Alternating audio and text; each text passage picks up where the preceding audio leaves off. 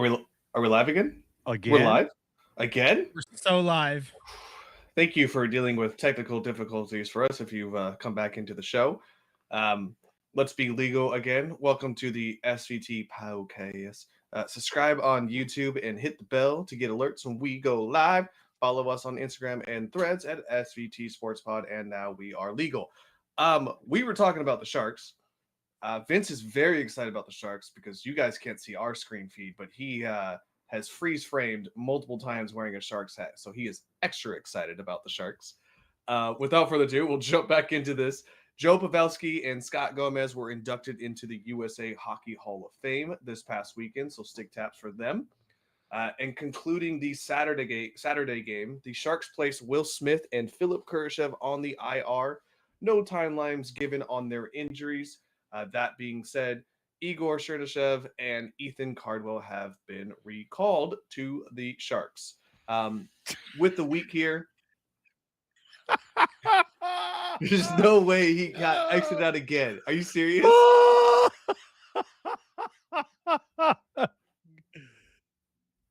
Oh my God. Whew, he is on the podcast, I think. He's frozen on the podcast again.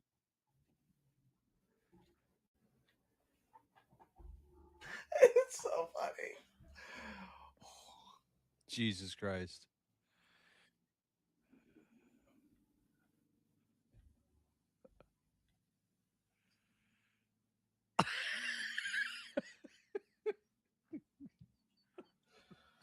Oh my fucking God. Oh my gosh.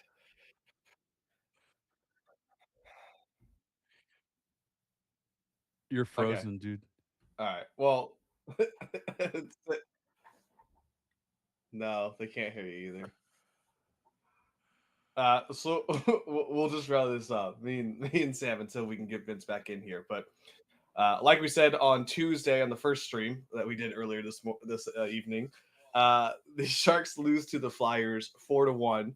But then they turn things around on Thursday against Toronto and get the overtime win 3-2 here. They were down 2-0. Klingberg pots the tying goal with under 90 seconds left in the third, and Wenberg finishes the job in overtime. That is Sam's win of the week. And then the greatest game in Sharks history, I would argue here, was Saturday against Pittsburgh. Toffoli opens the scoring in the first period, and then Pittsburgh proceeds to score 5 goals after that, leading with 5-1 with 12 minutes left in the third. Then all of a sudden, Klingberg gets a goal. Eklund scores to close the gap. And then the Sharks pull the goalie. Celebrini scores with 2.5 minutes left. But we got to talk about how it all changed momentum after Will Smith got checked into the boards and his shoulder got separated. I mean, Macklin Celebrini, as Sam, as you said, I mean, Vince is in the penalty box. he's in the sin bin. So, as Sam put it, everything changed because Macklin Celebrini stood up for his boy and immediately just started a fight, got into the sin bin himself here, and then all of a sudden proceeds to turn the switch, scores with 2.5 minutes left on the clock. Then Toffoli ties it with less than a minute later. And then in overtime, Klingberg gives the give and go with Celebrini, and Klingberg scores the game-winning goal to end that game. Randy Hahn said it was one of the greatest games. He's crying on air while he's giving the announcement onto it. I mean, Sam, I'm so glad that you have embarked this journey with us. Oh, we got Vince back, I believe. Yeah, we're so fucking back, baby. All right. There you go. Okay. So Vince was in the penalty box for fighting the internet. That's right. I 4 had minutes. I had 5 for fighting. Yeah. 5 hours for fighting. Apparently, I don't know, man. So yeah, on this game, speaking of 5, in terms of the latest 4-goal comeback wins in NHL history, this is the 5th latest. When the comeback starts, this is the 5th latest a comeback has started from down 4 goals in NHL history. Do you want to play a little game and guess the other 4 teams to come back from like who started their comeback later in the game? Was Is the it probably the Sharks also original? one of them? What? Was Sorry. the Sharks also one? No. This is the Sharks. This is the latest. These are all regular season games. Okay. I would say I'm gonna guess one of the originals. So I'm gonna say the Maple Leafs. You know what? Actually, there are no original 6 teams on this list. I'll give you that hint. Oh, okay. The Kings. I have one. Oh, one the question. Kings. Yes, the Kings have the number 1 spot. They started their 4-goal comeback. The comeback started at 52 minutes and 46 seconds into the game. The Sharks started theirs 47 minutes and 33 seconds into the game. When their second goal, I guess, started. To start their comeback. Okay. So the Kings are number 1 on that 1. list. Okay. So you got 2, 3, and 4, and the Sharks are 5 in that list. So I'm gonna guess. and that Kings game was in 2007. That was November 10th against Dallas. Is the Coyotes in there? No, they are not. All of these Okay. teams currently exist. Okay. Dallas Stars. Dallas Stars is another one. Yes, they are number 3 on the list. They did it against Ottawa in 1993, October 21st. That was also a 6-5 win in overtime. That started 50 minutes and 1 Tampa second. Bay. Yeah, I was gonna say. Nope. I think Lightning. Ooh. Nope, okay. nope, no Lightning. No Lightning. What on about this the list. other Florida, the Panthers? Nope. The other 2 happened before any of these. So these are older teams. Chicago Blackhawks. Nope, that's an original That's probably 6 the original team, not 6. on the list. Oilers in the chat. Nope, not correct. No Avalanche, huh? Okay. My last guess, only because I want to make sure we get moving here. I'm gonna say my last guess is oh gosh, not one of the originals. Okay. My last guess, St. Louis, the St. Louis Blues. Nope, but I'll give you the other 2. The Buffalo Sabres were the second latest to start their comeback, 51 minutes and 25 seconds. They also did it against Pittsburgh in 1976 in March. And then the New York Islanders, 48 minutes and 21 seconds against the Devils in 1987. Wow. So there you go. So the Kings, Sabres, Stars, and Islanders all they're the only 4 teams that started a 4-goal comeback later in the game than the Sharks did. So there you go. Fun facts.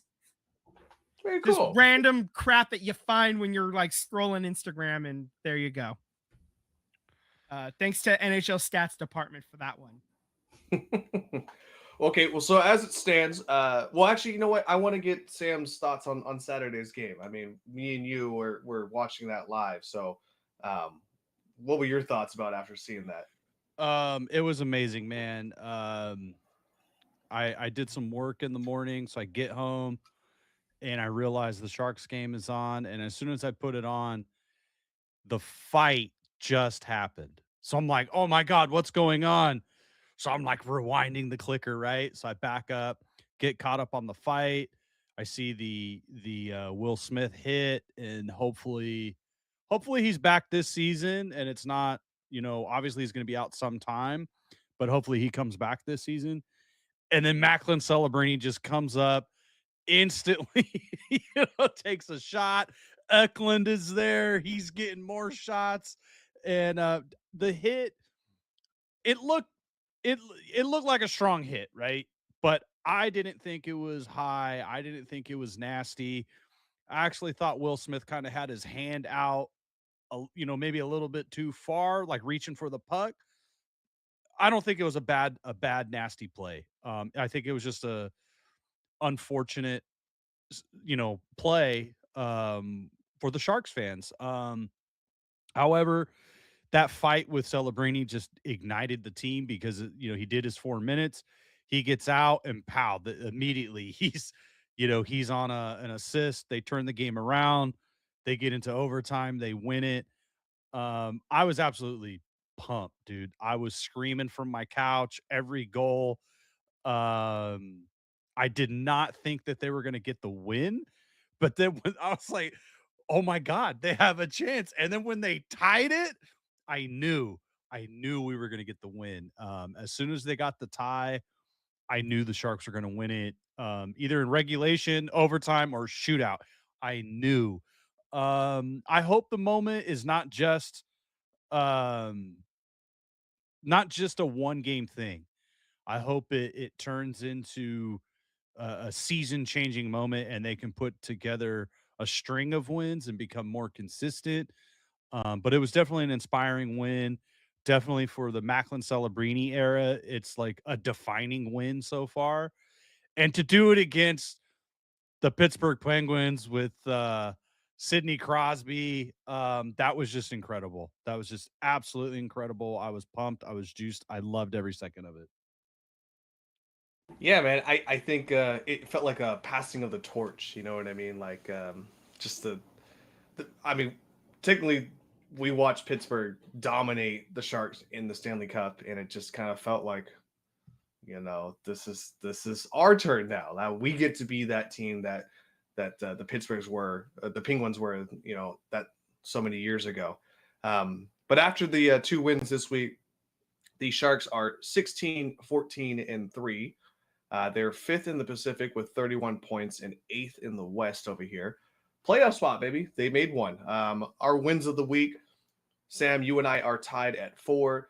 Vince has got a leg up on us at 5 wins.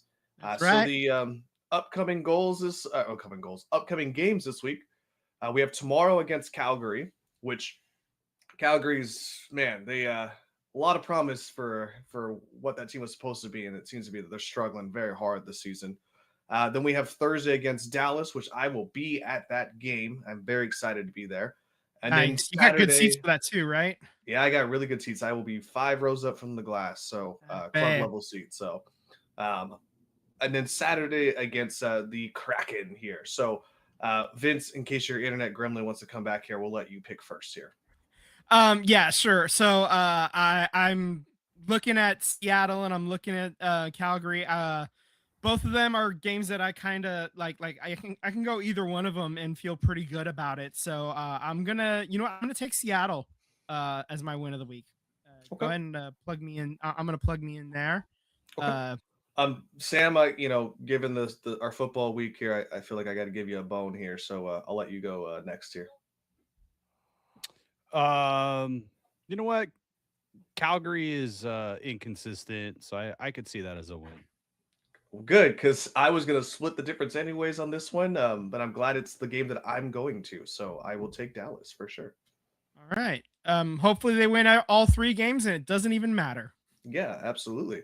Oh, actually, no, let's rephrase that. Hopefully they win against Calgary and Dallas and then lose against Seattle, so me and Sam get back in the tie. No, screw you. Win all 3. Doesn't matter.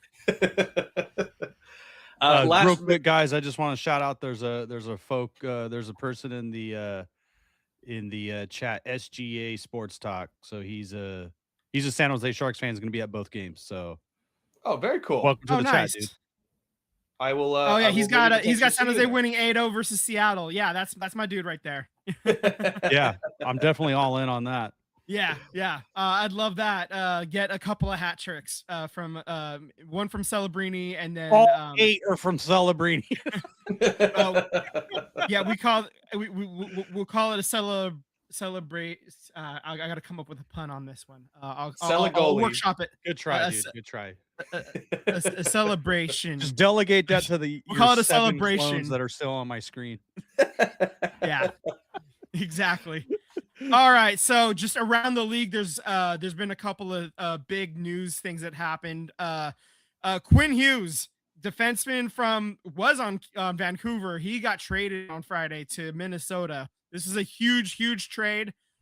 This is the kind of trade that is Joe Thornton level. Like when Joe Thornton came to the Sharks, this is that kind of a level for those of you who are just kind of starting to dip your toes into hockey. This is huge. This is a guy who just won the Norris Trophy like fairly recently within the last couple of years. That's the top defenseman trophy of the year. He is huge player. He's going to be a free agent in about a year and a half. And going from Minnesota to Vancouver in the trade is a couple of forwards, Marco Rossi, who was a 2020 first round pick. Liam Ogren was a 2022 first round pick. And then Zeev Biom, who was a 2024 first round pick and an unprotected 2026 first round pick as well, too. So, to Vince's point, this is a very, very huge trade. Quinn Hughes, I think, is going to be something that's impressive for a long time. Vancouver really needed offensive help. I mean, they need a lot of help in all categories, given what their season's been like. But hopefully this is what it takes to turn around what Vancouver's got going on here. So, also too, Edmonton traded for Tristan Jarry from Pittsburgh on Friday. In return, the Oilers sent the Penguins a goaltender in Stuart Skinner and defensive man Brett Kulak and a 2029 second round pick. So Pittsburgh is also sending a 2019 first round pick, Samuel Poulin, to Edmonton in the deal. So that's also a pretty big trade shakeup. I am kind of curious. I think the Sharks are ahead of schedule, so I don't see any trades happening. But I am curious if they're going to flirt the idea of what they can get for William Eklund.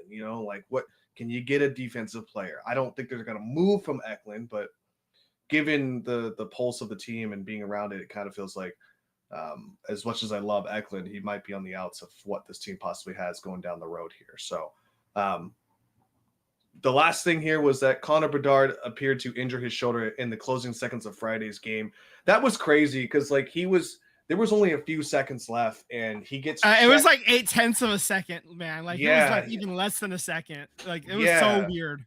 It was a face-off, and he gets checked to the ground, but awkwardly falls on his shoulder, and immediately just goes off the ice there. So, that sucks. It's very unfortunate. Hopefully, Connor Bedard, it's nothing super serious, and he can get back in no time. But man, they're going to reevaluate him in the new year, they said. So in a couple of weeks, he's going to get reevaluated.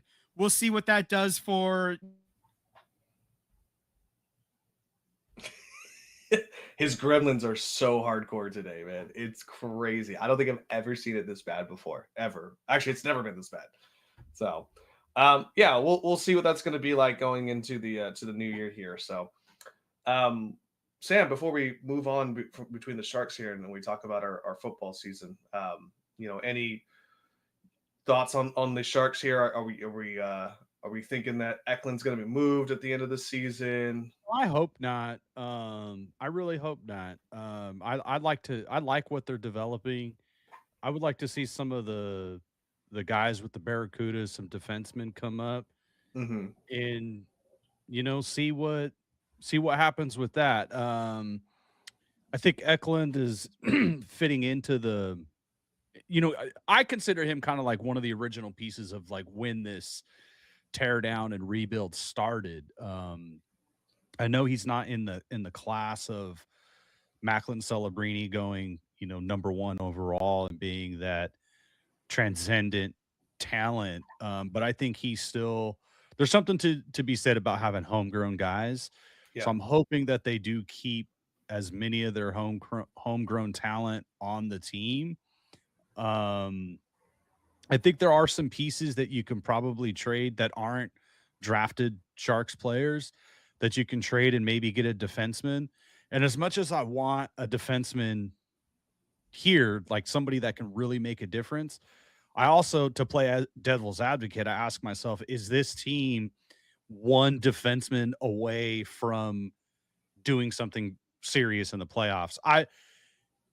A young team is a dangerous team because there's no expectations. They don't know, but I think they're still more than just a defenseman player away. I think you need Michael Misa at his full powers. You need to see what he can do. So I'm going to trust in Mike Greer, man. If they make a trade and they bring in a solid defenseman, that'll be great. If they don't and they stand pat, or they make a minor trade. We've seen Mike Greer do this at all levels. in different scenarios and add picks, add talent. So I'm going to trust him because he's earned that equity so far because the Sharks are ahead of schedule. So I'm going to give him that respect and trust him in the front office to make the right decision for this team. Yeah, agreed. Wholeheartedly agree with you there. I just think, it would be behoove of the Sharks to just, maybe it doesn't be publicly noted, but just see what's out there, get a pulse, on what our talent could bring back to us as far as filling up some key positions for us. I'm not saying we have to trade him. I'm just saying, just see what the market is for it. So seeing like looking quickly, I'm going to say this before I lose my internet again for whatever reason, before I get kicked out, but seeing what the Quinn Hughes return deal was, and what the Sharks have plenty in the cupboard, basically looking at what Minnesota gave up to get him. I think the Sharks it would have cost Sam Dickinson for Quinn Hughes. It would have cost one, maybe both of the 2026 first round picks, and then possibly one other piece. I don't know which other piece it would have been, but like a forward of some kind in the minors.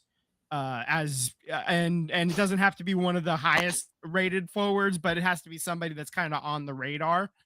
But I think that's what you would be looking at for, somebody of Quinn Hughes' stature or whatever. And obviously we like Sam Dickinson. Obviously he looks like he's gonna be a pretty good dude once he's like gets his feet wet, and he's like there's a lot of promise there, but you never know until you actually see it, right?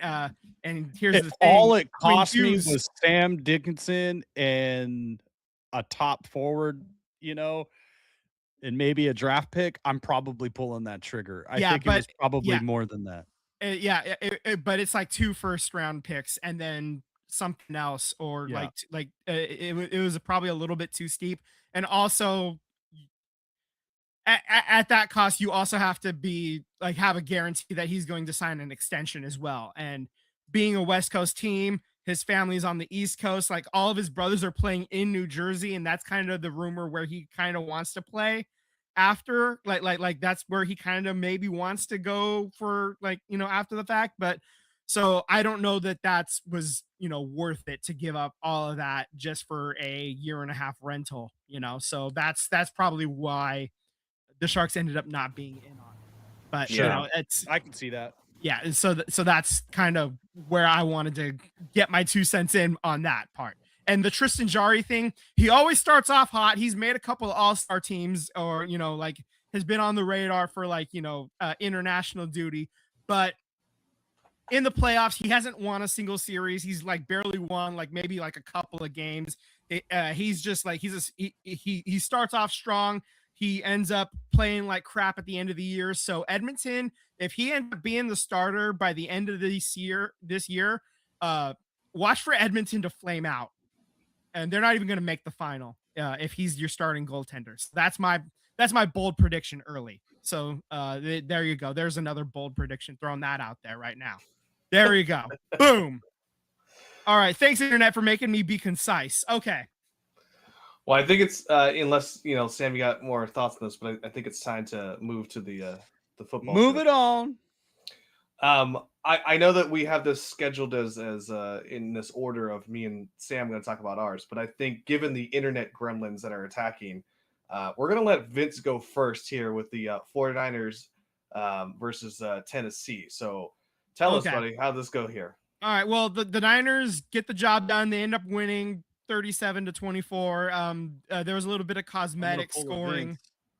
There you go. I didn't even grab the other hats this time. I was too much rushed, even though we started later and I'm having internet issues. Anyway, so the game itself, you have your traditional Niners injury to a major piece, and that was Ricky Pearsall again. So, but even in this game, he was the first play, basically, he gets hip drop tackled hurts his ankle. He gets that bad boy taped up, and he ends up having almost 100 yards receiving that on the day. And if he has a touchdown instead of not having a touchdown late, in this game, you're talking about him having a really huge fantasy day, which is what a lot of people really care about now when they're looking at stats. But because he didn't end up in the end zone, they just say, oh, he had an okay day, like he was fine or whatever, a middling day. But he had actually a really productive day, and he ended up, almost 100 yards receiving. I thought he looked pretty good even with the bad ankle, and he also started feeling some that the knee problems started to show up again. So he went back to the blue tent in the fourth quarter again. So now he's going to be he's probably going to be held out of practice the entire week, and we'll see how he's feeling. We'll see if he's going to be able to play. But here we go again. The Niners injury woes continue. But what do you know? This is just the story of the story of the year, right? The Niners, they take the injuries and then they keep on turning. You think about Nick Bosa's back in October. Nick Bosa was already lost for the season when Fred Warner's foot was pointed in the wrong goddamn direction. So that game against Tampa, with that loss, that was a low point. That I was pretty down if you look back at those episodes. But they kind of turned it around, and they're all but clinched in the playoffs now. You look at every tracker, they're 99% to make the playoffs. They basically have to lose out, and other teams have to win out for them to not be in at this point.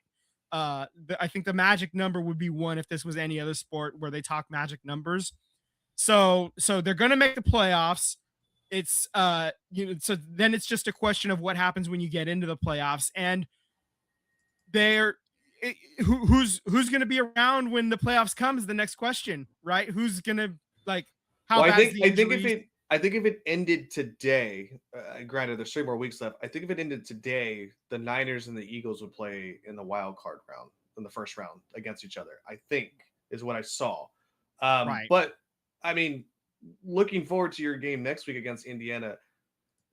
You guys, Indianapolis. I'm sorry. You guys have to beat the Colts. Especially with Old Man Rivers. Oh, let's talk about that. That's 2 awesome nicknames for quarterback. Yeah, I watched that game. I mean, he said the first thing they said on the telecast was that he can't throw the ball 60 yards. And Philip Rivers said, I couldn't throw the ball 60 yards 5 years ago when I was last playing. So if I'm the 49ers, I mean, there's no reason to worry about a deep coverage. Your biggest thing is play an umbrella coverage, a soft coverage. Make sure you stick on your man, because Philip Rivers can't zip the ball. I watched that game. Every ball had air underneath it, and he can't even throw the ball 30 yards. He has to jump up to get enough momentum to throw the ball far. It's crazy. Yeah. So stack the box, stop Jonathan Taylor as best as you can, and I think that's a recipe for a win for the 49ers. It has to. Exactly. I think we might see some 4-4 defense in there. It's been a while since we've seen some 4-4 in the NFL, but it's entirely possible. We may see it at some point. I don't know, man. This has all the makings for like you said, this is stop Jonathan Taylor at all costs, and then let Old Man Rivers try to beat you. Exactly. This is because I don't think he can do it. And Anthony Richardson has been cleared for NFL related activities. That news broke earlier today. So maybe they end up having him play some a little bit as well. Maybe that's just news that got released just in time for the Niners to have to prepare for him as well, just to kind of take your eye off the ball a little bit. But who knows? With that said, this is a game that 2 weeks ago when it was Daniel Jones, you were I was feeling a little bit a little trepidatious about it, but now it's this is a game I'm going in feeling like you have to win this. This is a game it's on the list. You got to do it. The Niners are still alive for the 1 seed, by the way, believe it or not. They need the Rams to lose a game at some point here. And the most likely one on the table for them is the one that would be most helpful actually is the game that they're playing this coming Thursday in Seattle. So if the Rams go up to Seattle and lose against the Seahawks, and then the Niners could win out, and that includes a game at home against Seattle in Week 18 for the division, then that would also be for the number 1 seed. Yeah, I mean the At that scenario is point, still so there. It's gonna be an uphill climb, but the yeah, no, scenario is still there. no, this is but we're talking at the mat the odds have it at about a 12% chance. So roll that 8-sided die if you got it. So that's where the odds are right now. But that is the fact that it's still a possibility, even after all the injuries, and we can rip through some of these just as a reminder. Obviously, Fred Warner and Nick Bosa, Brock Purdy. He didn't play in weeks 2 or 3. He returned for week 4, but then he missed the next 6 weeks. And then during those 6 weeks, you also didn't have Ricky Pearsall. Let's see, Juwan Jennings missed weeks 3 and 5. Brandon Ayuk has not played at all this year, and he's not playing at all for any of the rest of these games. Obviously the Warner injury. So when you look at all of this stuff, all the injuries, and just kind of it's a little bit astonishing. This might be Shanahan's best work as a coach so far, as Niners coach. This might be his best work so far, getting this team up to 10-4. Like, this might be his best case for coach of the year. And if he does end up winning coach of the year, which is now something that is being talked about under the surface, there's a little bit of rumblings about it happening. All to it. This is a gritty type of a win. This isn't the the finesse. This isn't the just all pro player after all pro player, just like overwhelm them with talent. This is just gritty, like just wear you down. This is the diabolical toughness, just overwhelm with like sandpaper, get the job done no matter what kind of coaching.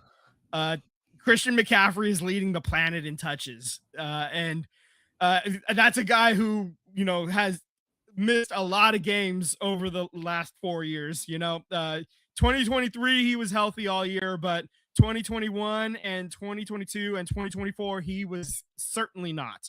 So you worry about that kind of stuff. You worry about a lot of other stuff, but heading into these last 3 games, if you win out, and if you can catch a lucky break with the Rams, if the Rams can falter in one other place, you're the 1 seed at that point. So this is right.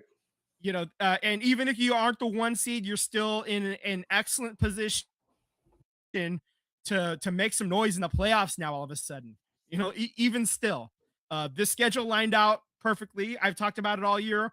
The schedule lined out for you to have 12 wins. I talked about 11, 12, possibly 13 wins. They're 10-4 right now. If they win out, that's 13-4, just like your boy Vinny G called for at the beginning of the year. God damn it, I'm good. All right. He's an oracle that he's on my screen 17 times. The oracle.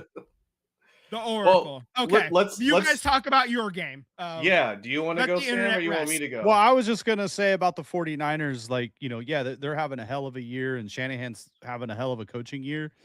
But I don't think, having Robert Saleh coach the defense, who he should still be a head coach. Absolutely. Like he clearly was not the problem with the Jets. Yeah, the Jets are the problem with the Jets. You look at every statistic when he was there, they had like a number 1, number 2 defense each year that he was there. And everybody was like, Aaron Glenn's going to take over. They're still going to have a top defense. They have regressed. They have gotten worse. And I know I think they just fired Steve Wilkes today too. Well, yep. They didn't learn from the 9 other teams that hired and then fired Steve Wilkes. Yeah. I don't think he has he been at a place more than 1 year when he's the defensive coordinator? I think the only job Carolina. which he probably should have got the head coaching job. Which he actually Carolina. did He was good. the interim. He was the did interim pretty guy at good. Carolina, and he did pretty good there. He did pretty good as the interim. And they let him go. Yeah. But, So, well, they were onto something because as a DC, he gets let go a lot, which is, it sucks. That's sad. But Robert Saleh, I think, he might be one and done with the 49ers again as a coordinator, because he deserves to be a head coach.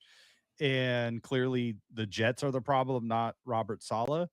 And he's coaching the hell up out of that defense with a bunch of third string practice squad players. So he's balancing the boat a lot too for the 49ers and Kyle Shanahan. So shout out Robert Saleh. I have a hard on for him.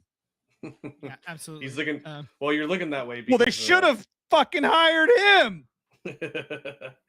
You're looking that way because I don't know, man. Pete Carroll thinks his seat is not hot. Do you think his seat is hot?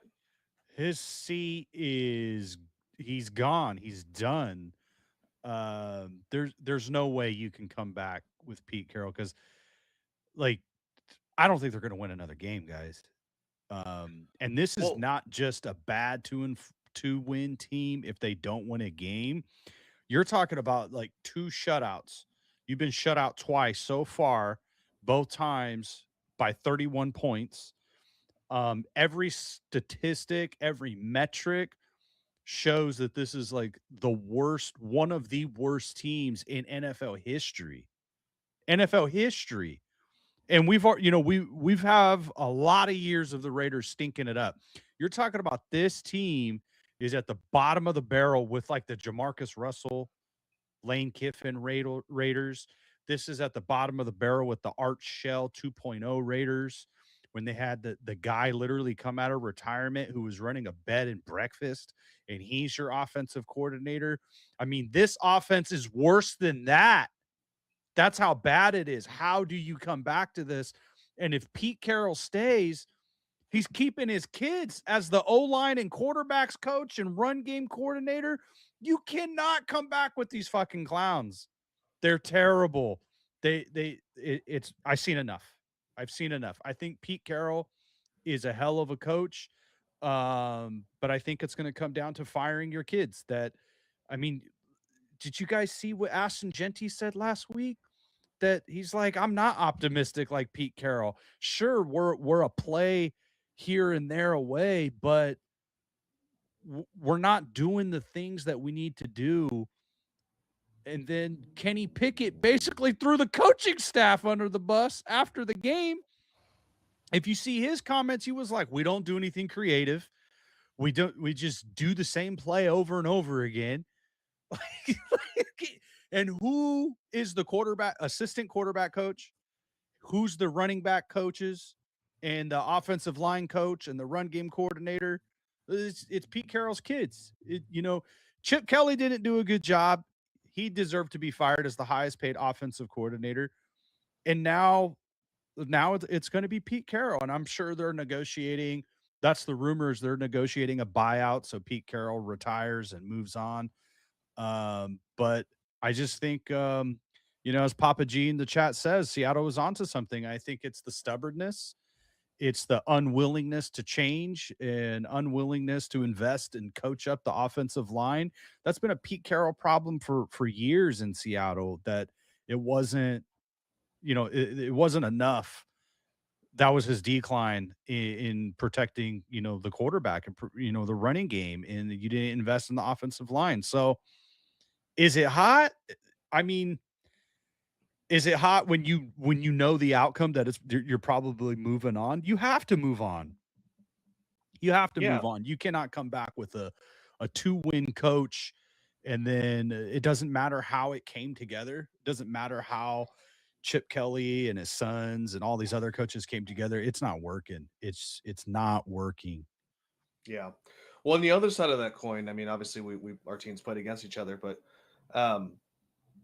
the Eagles did exactly what they were supposed to do. This roster is supposed to beat teams that, are inferior. And I think the benefit, I think, of what was the outcome for this, that 31-0, was that it wasn't like 31 to 24.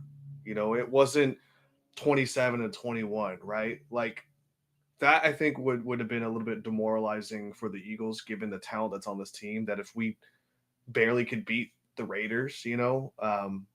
So I think as a confidence standpoint going forward for the rest of the season, I think the Eagles needed that. They needed to prove that, hey, look, we're still a Super Bowl caliber team. Yeah, we have some inequality or inefficiencies when it comes to offense, but that was a game that the Eagles needed to get right, and they dominated on all facets. Offense, defense, special teams.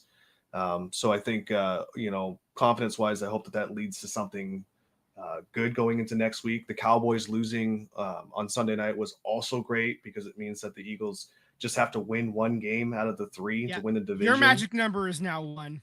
Cowboys have to. Yeah, you have to lose out, and the Cowboys have to win out for you to not win the division now. Yeah. Yeah, and now that Jaden Daniels has been reportedly out, I mean, no offense to Mariota, but that offense is a stink fest too. They're playing for a high seed in the draft as well, just as much as the Giants and the Raiders are. So I think you get right from this game. You get focused. You win next week, and I tell you right now, if you can win against Washington next week, then you go up to Buffalo and you go play the Bills, who is scratching and clawing everything they can do to make these playoffs and win their division. I would just rest guys. There's no reason to possibly have somebody get hurt in Buffalo. If you win out the division, rest them, and then the last game of the year, try out plays that like were at the bottom of your offensive playbook. It doesn't matter if you win or lose. I think at this point, the Eagles thinking they're going to get the number 1 seed is far fetched. But you're locked in as a 3 seed, so at least you get a home game to start the playoffs, right? So just try stuff on the wall, throw everything at the wall against the Commanders team, and what works, put it in the playbook for the playoffs. What doesn't work, at least you tried it, And I think that's my thought process on what the Eagles should do. But first things first, you got to take it week by week. You got to win next week against the Commanders, and I think everything else after there kind of falls into place for the Eagles. Just get to the dance. I think that's all that matters for the Eagles. All right, absolutely. I will say though, in closing on the Raiders is, they're definitely going to stick with John Spytek as the general manager, and I think you look at the draft picks that have played. They look decent. It's just the coaches are so shitty that they can't execute anything, So when younger players have gotten a chance to play, they look pretty decent. I still think Genty is going to be really good. And we can argue about the order of operations of the drafting and stuff like that. But even if they would have taken an offensive tackle, that's not going to fix this team. It's not going to fix this O-line. It comes down to coaching. So I do want to say that with Spytek and his front office, I do believe that the more chances he gets with draft picks, the higher the turnover rate, the more odds, the better the lottery tickets he's going to have to improve this roster. So that's the thing that this team needs is they need as many draft picks as they can get. So if they do end up with the number 1 overall pick, I don't know if it's a foregone conclusion that they're going to take Fernando Mendoza or any quarterback number 1 overall. Because if you can get something comparable to what Chicago got, where you're getting a DJ Moore and 2 first-round draft picks and a second-round pick, like you need players. And I don't think Fernando Mendoza or any quarterback fixes this franchise. I get it. If the Raiders do take him, I hope they take the quarterback because they believe that is going to be the guy.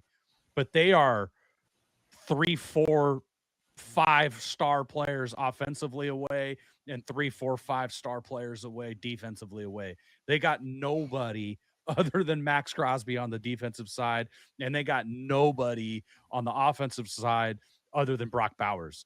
Genty, I still believe in it. I still believe in his talent, but he hasn't had the opportunity to really prove it this season.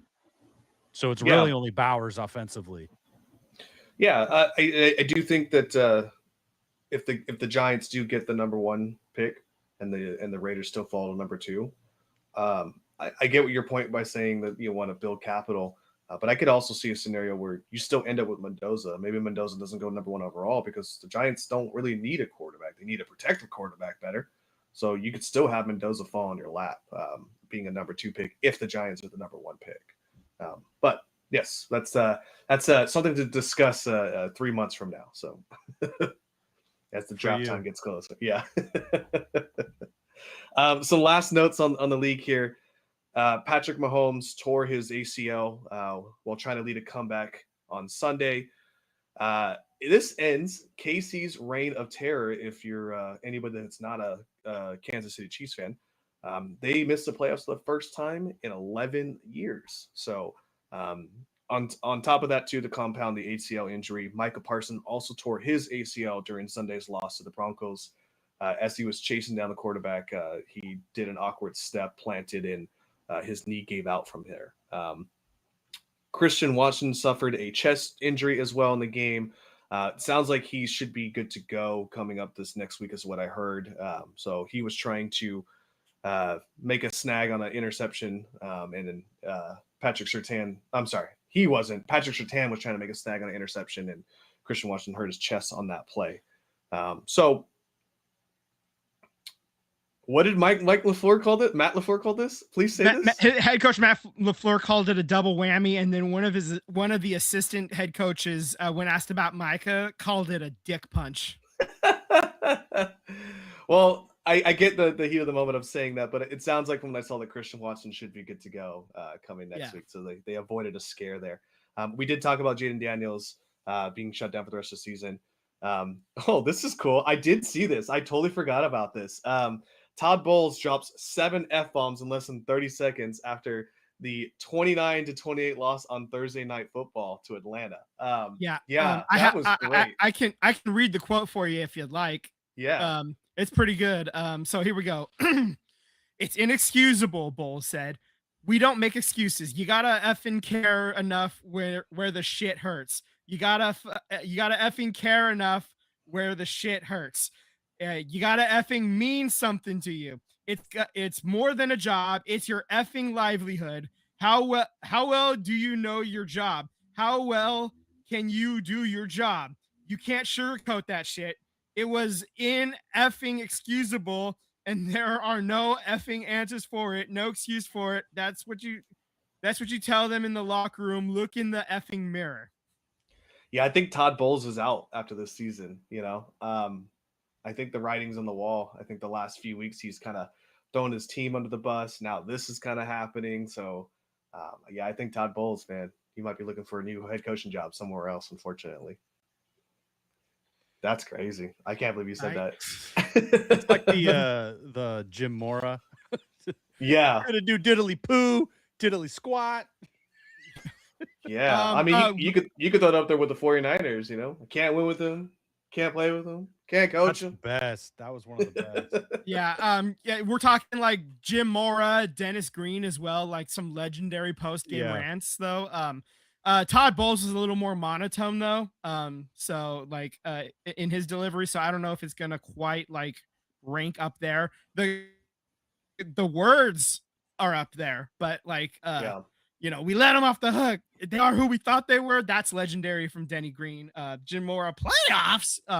But that's but the words are there. Unfortunately, he was a little more, subdued, I guess is the word I would go for. The anger was there, but he didn't animate as much as some of the other guys. So yeah, that's crazy. Fun fact about that game real quick. The Falcons, they had 22 penalties, 19 were accepted. That's the third most by a winning team in this century. Only the 2016 Raiders and the 2003 Panthers won games with more penalties in this century. Wow, that's crazy. That's wild. Yeah. I didn't feel like playing the guessing game with that one, but just give you that. But that was fun. Anyway. Wow. Well, I think it's time to move to the hardwood here. Get to the old Warriors here. It's not great. It's not great at all. No. they squander a excellent game from Steph Curry on Friday against Minnesota, and they lose 127 to 120, only to follow it up with squandering a 12 3-point game by Steph Curry against Portland, 136 to 131. So, I mean, I don't know what to say at this point. Defensively, this team looks horrible. Kuminga is DNP. Obviously, the writing is on the wall. He's going to get traded. They don't want him to get hurt. But I mean, at the same time, if you don't play him, what's his just trade capital? You know, like our team's going to want to trade for a guy that can't even see the court. They don't even know what he looks like. Baczynski's turning the ball over left and right. He has regressed immensely. I don't understand why you don't play Seth Curry. He was a DMP. How does your hottest hand, our lacrosse player, only get 7 minutes in this game against Portland? Why do you pull out Quentin Post and let Portland just go to town in the post there? No pun intended with the last name there, but it's a hey, intend your puns, failure. You coward. Yeah. It's a masterclass of failure by Steve Kerr, and I don't say that very often, just because he's just been so prolific over the years, and he's earned that right to make bad decisions. But I mean, in this case, you're not playing the hot hands. You're not even playing a guy who hasn't even played in since preseason in Seth Curry, who's got the freshest legs on the whole entire team. It just doesn't make sense to me what we're doing here. Why? I don't know if we're trying to move pieces for Giannis, but if you're trying to, you're not putting your best effort out right now, and it looks horrible. Right now they're currently 13 and 14th, and they're eighth in the West, so still in a playoff spot, but man, you're barely hanging on. Yeah, this was the 15th different starting lineup, so there's no continuity happening. First and foremost, like that's if there's no continuity, you can't really build together. You can't, like, there's no cohesion. It's just it's tough to get anything going other than Steph Curry. Like, that's the only thing that's like that's been a constant, you know, right now. So yeah, I mean, Draymond Green's been in and out of the lineup with the injuries and then the excused absence for whatever reason that was. We don't even really know. But yeah, so this is just it's just I mean, even Curry had the injury, right? And so he missed time, but you know, he comes back and he drops a 48 burger, and you wasted it because of, you know, turnovers, and, you know, Jimmy's missed a couple games here and there. Al's you know, Al Horford's missed almost all the entire season too. So I'd like to get some. Yeah, who would have thought that would have happened? I know, right? It's just crazy. Yeah, let's get a 40-year-old guy whose options center. were sign with the Warriors or retire. Has missed a huge chunk of the time. Damn. Yeah. You know, I mean, they're just not a good team, man. Like they're just not a very good team. The young guys can't contribute any quality minutes. They're all disappointing. And with Kuminga with DNPs, like, he's healthy scratches. So, like, other than the first week of the season, then he gets hurt. That first week of the season has been the most consistent he's ever been. And I just think that this is going to be who he is. This is his career, is that he's, you know, all the talent in the world, but it takes a lot to become an NBA superstar. And with what you're paying Curry and what you pay Jimmy Butler and Draymond, it's over $100 million a season for those three guys. Like, so your options are limited on what you can do. And I don't think they're one veteran player away from turning this thing around. Like, I just think this team is destined to be mid because they got no moves to be made. Like, they have no real draft capital.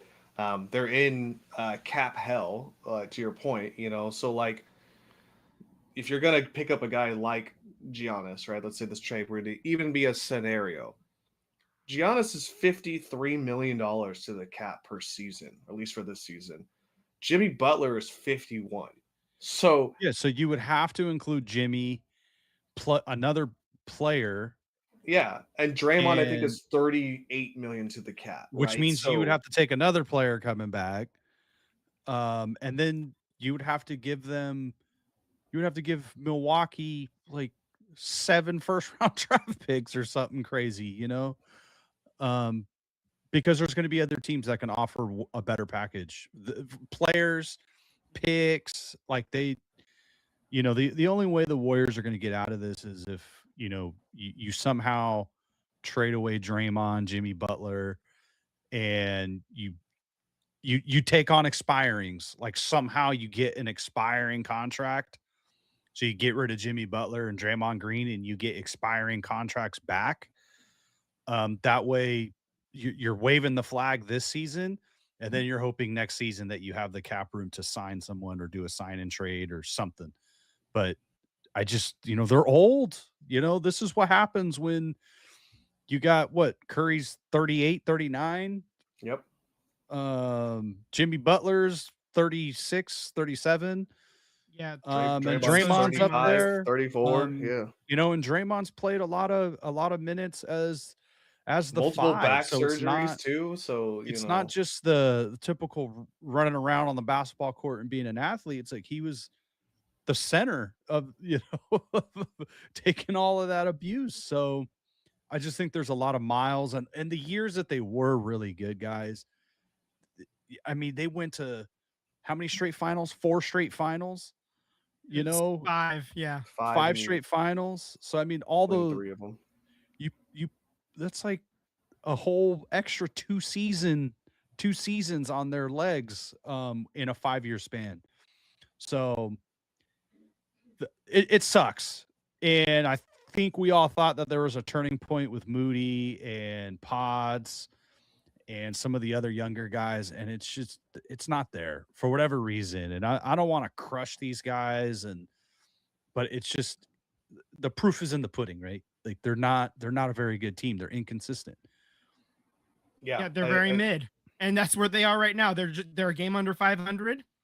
They're inconsistent. Sometimes they're good, sometimes they're bad. That sounds like a 500 team to me.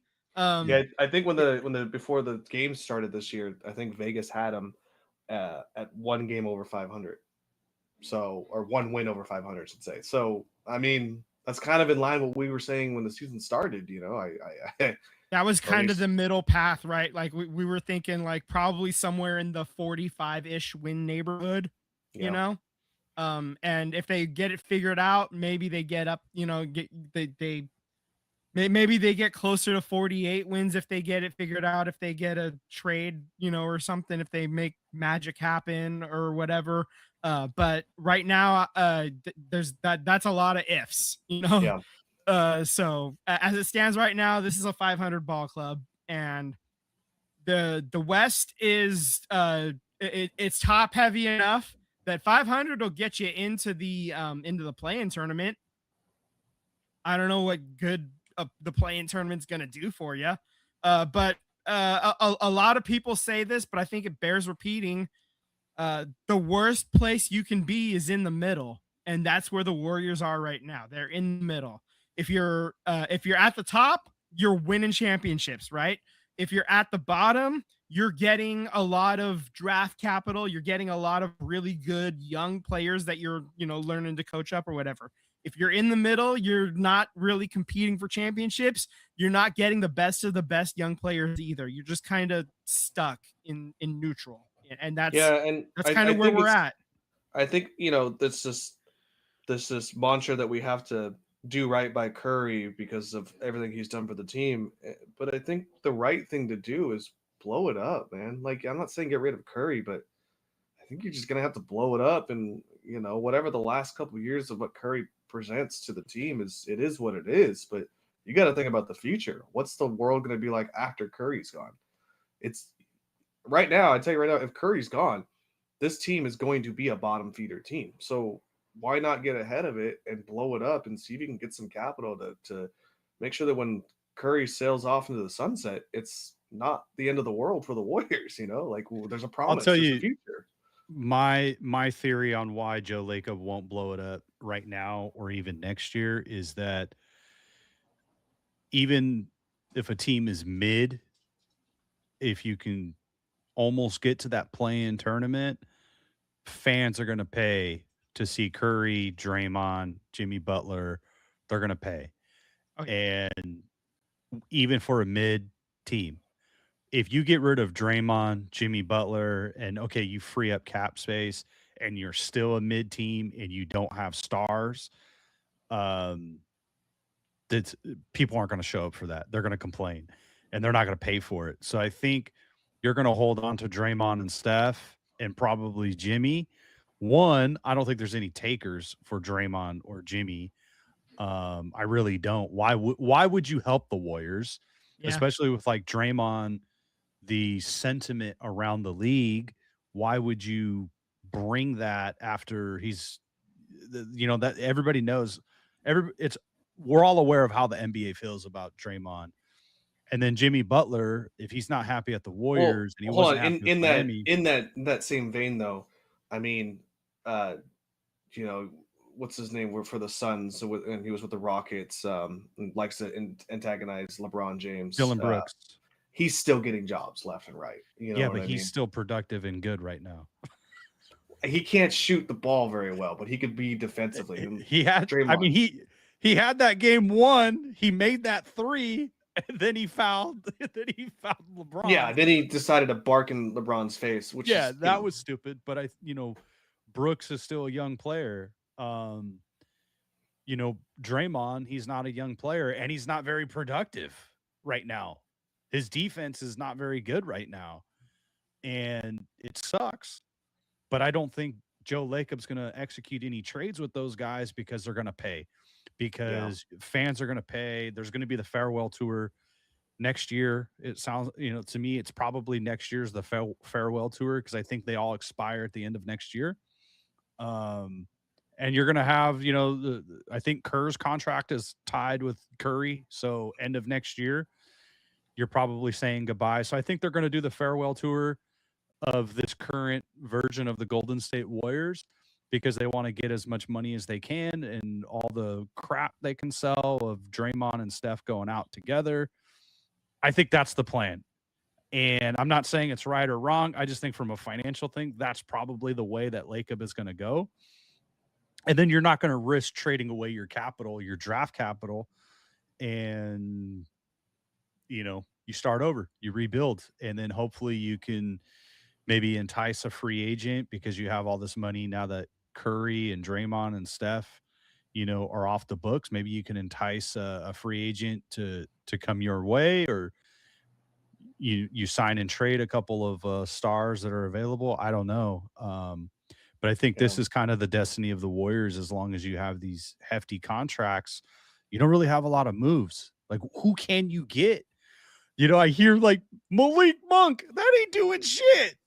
Yeah, you're just peddling the can down the road. Exactly. Here, So, agreed. Well, last thing here on this one, the upcoming games on Thursday, they do play against Phoenix. We were just talking about how they blew that game against the Lakers. So, and then we play kind of a baseball series in a sense, but we play them home again. and home. Well, it says at Phoenix and then home against Phoenix. So so it's a home and home. So like we play at their home. Oh, and then sure. Yep. So we get to see what that team is about twice here in this week here. So Thursday and Saturday, pack your bags to go to Phoenix and then come back home against Phoenix. Yeah, I do like that there is some like time in between. You do get some time to work on, practice and stuff like that, and heal up a little bit for those of you that are injured. So there is some. It has been a bit of a gauntlet. This schedule. There's been a lot of back-to-backs and stuff like that. So, nice little break in the schedule right now, at least. So a lot fewer games over these last week and this week. Only 2 games last week. Only 2 games this week. So, heading into the Christmas season, it's a little colder out. These old men don't have to like play as many games in December and like, out in the cold getting, whatever. So I do appreciate that. Didn't appreciate the gauntlet to start the season though. And put them in this situation. So that's what I got. I'm glad the Gremlins stayed out of the internet to let me finish the show at least. Yeah. With that, I guess unless there's anything else, I think that's made it to the full end. lid. There you go. Yeah. Well, Yeah, I do want to say before we go, thank you guys for listening to the SVT podcast. Obviously, Papa G, shout out to you. Shout out to the two chats or people in our chat here at SGA and Hanky for at least chatting it up here. Interesting chat to say the least, but thank you for participating at that. So thank you guys for listening to the SVT podcast.